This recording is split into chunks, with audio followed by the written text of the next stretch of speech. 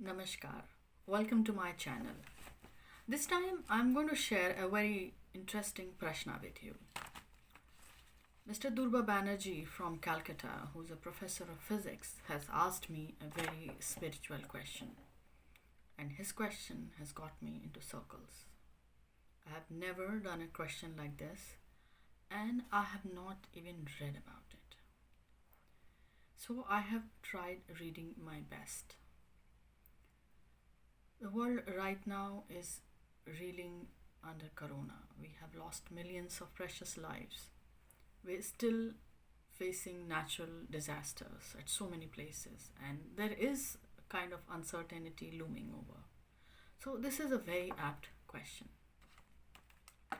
But before I start reading this question, I would ask for forgiveness. I'm a mere human and I'm trying to read something which is so divine. I had taken this question as on the day asked on 30th of August 2021 at 9:43:51 a.m. There are 4 points to consider while reading this chart. The first is from the ninth house. The ninth house is the house of dharma, and dharma doesn't mean necessarily any religion only. It also means the righteousness, the right thing to do. And in olden times, that is what dharma was, for the goodwill and the benefit of all. The second is the birth. The fifth house is the house of birth. So to read it from the birth perspective. Another is to read it from the degrees of natal and see the planetary position. And the fourth is from the quadrant's desire. So I've tried to read it from all possible points. My reading is that the first thing is that the Lagna is in the star of sun and moon is in the star of moon itself. In astrology, we always consider the sun and moon position because they are the luminaries, they are the divine planets. In mythology, we believe that they are the eyes of God. For us human, they are the life giver. They are the day and night. The second point is that all five planets are in the Trine. The Trine is considered to be the Trinity. The 159 houses are considered the Trinity. They are the Brahma, Vishnu, Mahesh, the creator, preserver, and destroyer. So there is a presence of Trinity here. Another point is from the perspective of the elements. How are the elements placed? So we see Sun and Mars, all fire element in fire.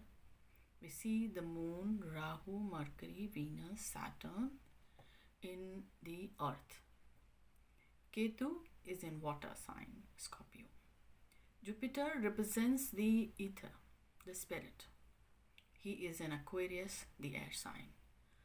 The Aquarius is the sign of benefactor sign for the mankind.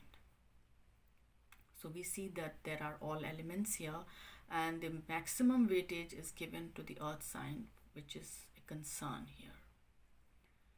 So this is how the planets are distributed.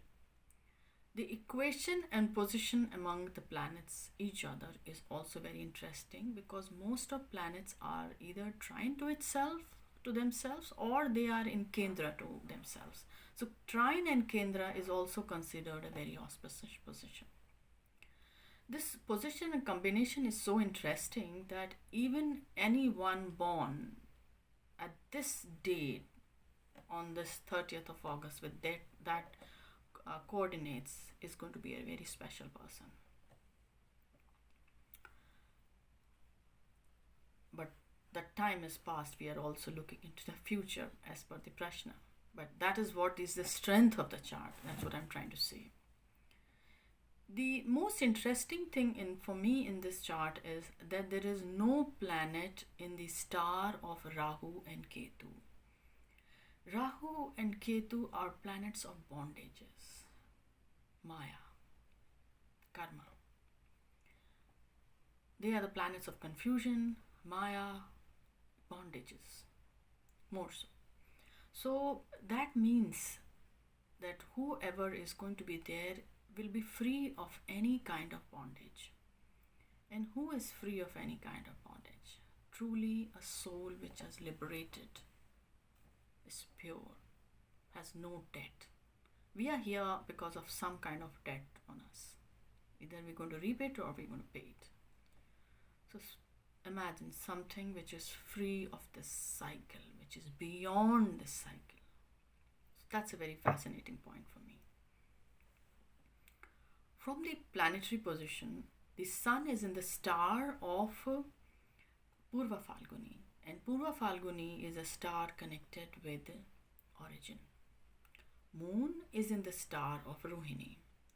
Now, Rohini is the most beautiful star. Brahma, when he created the universe, he began it from Rohini. Because Rohini was so beautiful, he thought that why not create the universe from Rohini.